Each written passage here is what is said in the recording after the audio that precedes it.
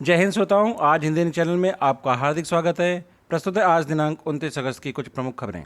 Final परीक्षा करानी ही होगी, अंतिम वर्ष के छात्रों को प्रमोट नहीं कर सकते। सुको, शीर्ष अदालत ने यूजीसी के फैसले को बरकरार रखा।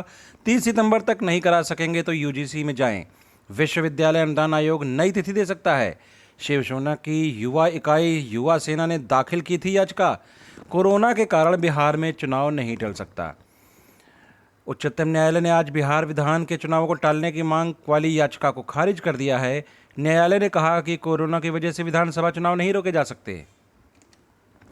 चीन खड़ी कर रहा 5G संरचना, सीमा पर फाइबर ऑप्टिकल केबल बिछा रहा है। अन्य सामग्रियों के लिए भी कर रहा है इंस्टॉल। 5G 5वीं पीढ़ी की वायरलेस तकनीकी है।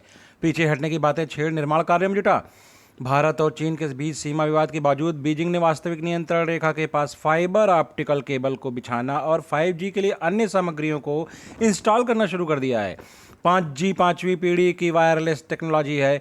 चीनी पीपल्स लिबरेशन आर्मी के जवानों को पैगोंग झील के पास बैरक और अन्य संरचनाओं का निर्माण करते हुए देखा गया है। खुफिया एजेंसियों ने कहा कि 5G के लिए निर्माण को देमचोक क्षेत्र में अगस्त के पहले माह में नोटिस किया गया था, जो कि LAC के पास विवादास्पद स्थलों में से है। एजेंसी ने इस बारे में अलर्ट करते हुए कहा कि चीन एक तरफ कह रहा है कि वो विवादास्पद स्थल से पीछे हट जाएगा, लेकिन दूसरी तरफ पैगोंग क्षेत्र में निर्माण कार्य देखा गया है। पैगोंग झील के पास नए झोपड़ी नुमा निर्माण और शेड देखे गए हैं। यह तब हो रहा है जब दोनों देश पीछे हटने के लिए वार्ता कर रहे हैं। नीट परीक्षा में लाखों का सट्टा, 7 सटोरिये गिरफ्तार, 38 लाख मिले, मौके से 10 मोबाइल भी बरामद। प्रतियोगी परीक्षाओं और शेयर मार्केट में लाखों के सट्टे और जुआ खाना संचालित होने की सूचना काकादेव व कल्याणपुर पुलिस को मिल रही थी। कई दिनों के प्रयास के बाद पुलिस ने शुक्रवार को 2 अलग अलग मकानों में दबिश देते हुए 7 छात्रों को धर दबोचा, जबकि एक छात्र भाग निकलने में सफल हो गया है। मौके से पुलिस को लाखों रुपए के साथ मोबाइल फोन बरामद किया गया है।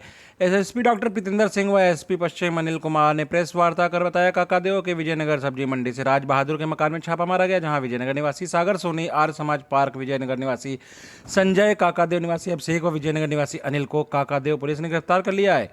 सटोरियों के पास से 23,05,000 रुपए, 16 ताश की गड्डी व 6 मोबाइल फोन बरामद हुए हैं। वहीं कल्याणपुर थाने की पुलिस ने केशवपुरम के ननके टमाटर कालवाले के मकान में छापेमारी कर रावतपुर केशव नगर निवासी पिंटू, अंबेडकर नगर निवासी शैलू व शास्त्री नगर निवासी रोहित को गिरफ्तार कर लिया है।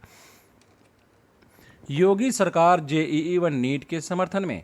उत्तर प्रदेश के मुख्यमंत्री योगी आदित्यनाथ ने JEE और नीट परीक्षाओं पर आयोजन को टालने के विपक्षी राजनीतिक दलों की मांग के बीच शुक्रवार को स्पष्ट किया कि राज्य सरकार इन परीक्षाओं के आयोजन का समर्थन करती है। योगी ने आज लोक भवन में आयोजित एक उच्चस्तरीय बैठक में कहा, रिया चक्रवर्ती से घंटों पूछताछ, CBI के सवालों पर रिया ने दिए जवाब। रिया के भाई और उसके दोस्त से भी हुई गहन पूछताछ। नारकोटिक्स कंट्रोल ब्यूरो ने भी ड्रग एंगल से जांच शुरू की। सुशांत के पिता बहन से केंद्रीय मंत्री अठावले की मुलाकात। अभिनेता सुशांत सिंह राजपूत की मौत मामले में CBI जांच के घेरे में आरोपी नंबर 1 रिया चक्रवर्ती से CBI ने पहली बार घंटों पूछताछ की। पूछताछ में रिया ने कुछ सवालों के जवाब दिए तो कुछ सवालों से बचती नजर आई। CBI के सवालों को देख रिया कई बार असहज महसूस हुई और उन्होंने कई बार पानी भी पिया। CBI अब उनके बयानों को देखकर आगे की रणनीति बनाएंगी। कयास लगाए जा रहे हैं कि CBI रिया को आज फिर से पूछताछ के लिए बुला सकती है। रिया चक्रवर्ती से CBI ने पहली बार पूछताछ की। वे सुबह 10:30 बजे DRDO गेस्ट हाउस पहुंची थीं। सूत्रों के मुताबिक 2 अफसरों ने उनसे 11 बजे से 7 बजे तक कई दौर में सवाल किए। रिया के अलावा उनके भाई शौविक चक्रवर्ती और सुशांत के दोस्त सिद्धार्थ पिठानी से भी सवाल किए। सूत्रों के हवाले से मिली जानकारी के मुताबिक शौविक और सिद्धार्थ को आमने सामने बिठाकर सवाल किए गए। मुख्तार के बूचड़ खाने पर मऊ प्रशासन का हथौड़ा। मुख्तार अंसारी व उसके काले साम्राज्य को लेकर उत्तर प्रदेश की योगी आदित्यनाथ सरकार सख्त है। अंसारी और उसके गैंग से जुड़े लोगों की करीब 70 करोड़ की संपत्तियां गैंगस्टर एक्ट के तहत जब्त और कुर्क की जा चुकी हैं। वहीं मऊ में ग्रीनलैंड की जमीन पर बने अवैध स्लॉटर हाउस को प्रशासन ने ढहवा दिया है। बता दें कि शहर में कोतवाली थाना क्षेत्र से बधा रोड पर अवैध बूचड़खाना बना हुआ था।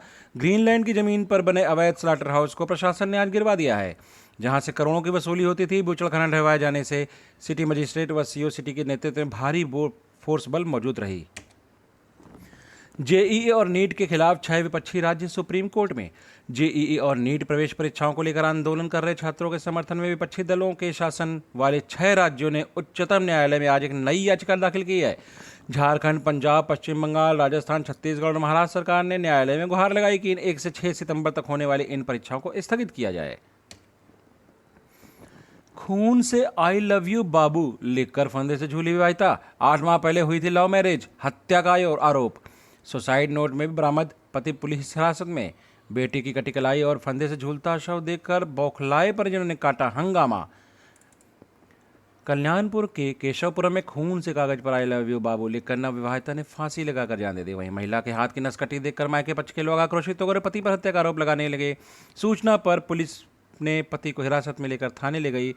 घटनास्थल पर फोरेंसिक टीम ने भी पड़ताल की। वहीं मौके से पुलिस को एक सुसाइड नोट मिला है। विजयनगर गल्ला मंडी निवासी रंजीत सिंह सलूजा ने बेटी कमलप्रीत और उर्फ कोमल की शादी कल्याणपुर के केशवपुर निवासी कोचिंग संचालक अविनाश शर्मा से की थी। भाई लवप्रीत ने बताया कि अविनाश काका में कैरियर इंस्टीट्यूट के नाम से बायोलॉजी की कोचिंग चलाते हैं। उनकी कोचिंग से ही कोमल रिसेप्शनिस्ट थी। इसी बीच दोनों में प्रेम प्रसंग हो गया। दोनों ने प्रेम प्रसंग की जानकारी परिजनों को भी दी और 17 दिसंबर 2019 को दोनों ने विधि विधान से परिजनों ने शादी कराई थी। मां हरजीत ने बताया शादी के बाद से ससुराल वाले बेटी को प्रताड़ित करने लगे थे।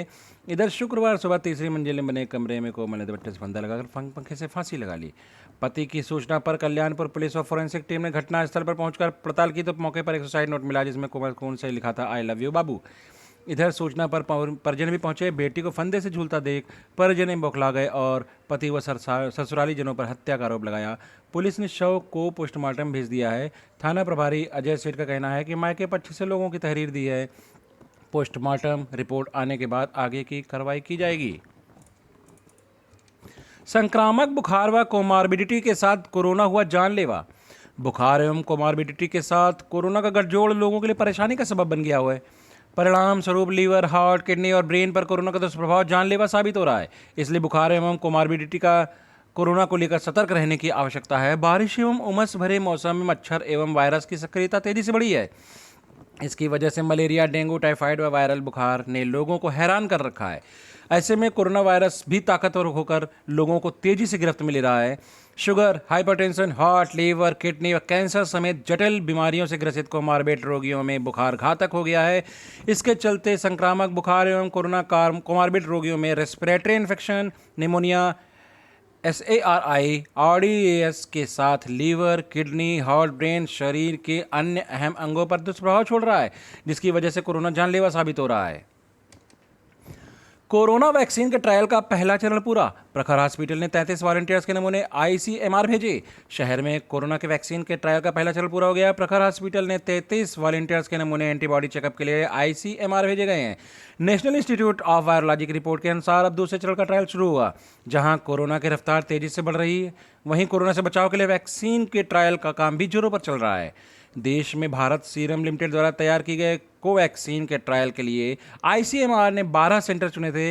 इसमें शहर के प्रखर हॉस्पिटल एवं गोरखपुर का सेंटर समेत प्रदेश के 2 केंद्रों को ICMR ने कोवैक्सीन के लिए ट्रायल के लिए चुना था। प्रखर हॉस्पिटल में डॉक्टर JS कुशवाहा व डॉक्टर शिखा कुशवाहा के नेतृत्व में कोवैक्सीन के ट्रायल का पहला चरण पूरा हो गया है। खेल रत्न मिलना सम्मान की बात। भारतीय क्रिकेट टीम के बेहतरीन खिलाड़ी सीमित ओवर के उप कप्तान रोहित शर्मा राष्ट्रीय खेल रत्न पुरस्कार मिलने से खुश हैं। उन्होंने कहा कि उनके लिए सम्मान की बात है कि उन्हें इस साल राजीव गांधी खेल रत्न पुरस्कार देश के सर्वोच्च खेल पुरस्कार से नवाजा जा रहा है। छात्रों पर अपनी थोप रही केंद्र सरकार। नीट जेईई परीक्षा कराने के विरोध में उतरी सपा कांग्रेस। जेईई नीट की परीक्षाओं को रद्द करने की मांग को लेकर समाजवादी युवजन सभा पार्टी कानपुर महानगर उपाध्यक्ष अर्पित त्रिवेदी की अगुवाई में लोकतंत्र में हुए विरोध को दबाने के लिए पुलिस व सरकार जुटी हुई है, जिसको लेकर कार्यकर्ताओं ने जमकर विरोध जताया। बाद में राज्यपाल को संबोधित अधिकारियों ने ज्ञापन भी सौंपा है। वहीं दूसरी ओर जेईई नीट की परीक्षाओं के विरोध को लेकर कांग्रेस ने आज बड़ा चौराहा पर जोरदार प्रदर्शन किया। तिलक हाल में एकत्रित हुए कांग्रेसी जुलूस की शक्ल में बड़ा चौराहा पहुंचे। उनके हाथ में जेईई नीट परीक्षा कराने के विरोध में लिखी हुई तख्तियां थी, साथ ही साथ नारेबाजी भी हो रही थी। भारत ग्लोबल सुपर पावर की रेस में, यह कहना यूएनओ का। सौर ऊर्जा की मदद से भोजन बनाने की प्रक्रिया में भारत अग्रणी। वर्ल्ड सोलर बैंक के लिए भारतीय योजनाओं की हुई तारीफ।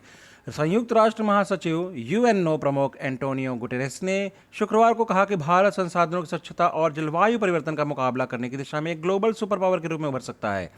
ऊर्जा एवं संसाधन संस्थान टेरी के दरबारी सेठ मेमोरियल लेकर में कोविड-19 प्रतिबंधों के चलते न्यूयॉर्क से वर्चुअली शामिल होते हुए उन्होंने कहा, भारत यदि जीवाश्म ईंधन के उपयोग से नवीनीकरण ऊर्जा पर अपने स्थानांतरण की गति को तेज कर देता है तो वह जलवायु परिवर्तन का मुकाबला कर पाने की दिशा में सही मायने में लेकर ग्लोबल सुपर पावर बन सकता है। शेयर बाजार हो रहा गुलजार, वित्तीय और मौद्रिक मोर्चे पर अतिरिक्त समर्थन की उम्मीद से बड़ा निवेश। वैश्विक संकेतों से सोने चांदी के दामों में आई तेजी। विदेशों से दोनों कीमती धातुओं में जबरदस्त तेजी से घरेलू स्तर पर शुक्रवार को सोना 487 रुपये चमका और चांदी 1040 रुपये महंगी हुई। मल्टी कमोडिटी एक्सचेंज में सोना वायदा 487 रुपये यानी 0.96% चमककर 51,389 रुपये प्रति 10 ग्राम पर पहुंच गया है। सोना मिनी 0.93% की मजबूती के साथ 50,976 रुपये प्रति 10 ग्राम पर रहा। चांदी वायदा भी 1,040 रुपये यानी 1.6% की उछलकर 66,230 रुपये प्रति किलोग्राम के भाव से बिकी। ये थे आज के प्रमुख खबरें। आज हिंदी दैनिक के साथ बने रहने के लिए आपका हार्दिक अभिनंदन। जय हिंद, जय भारत।